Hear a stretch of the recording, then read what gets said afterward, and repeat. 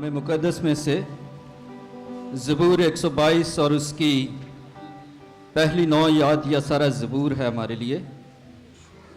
और खुदावंद के कलाम में कुछ इस तरह से लिखा है, मैं खुश हुआ जब वो मुझसे कहने लगे, आओ खुदावंद के घर चलें। आए यरूशलेम, हमारे कदम तेरे फाटकों के अंदर हैं।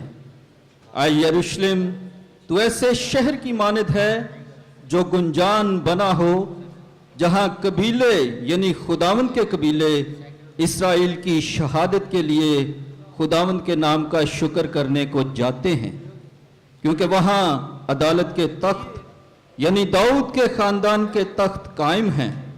यरूशलेम की सलामती की दुआ करो। वो जो तुझसे मोहब्बत रखते हैं इकबालमंद होंगे।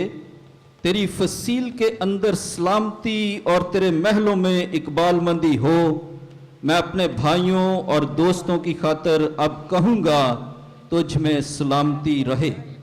खुदावंद अपने घर की खातर मैं तेरी भलाई का तालिब रहूँगा। खुदावंद के पाक कलाम के पढ़े, सुने जाने, समझे जाने और सीखे जाने पर उसकी बरकत हो। आमीन।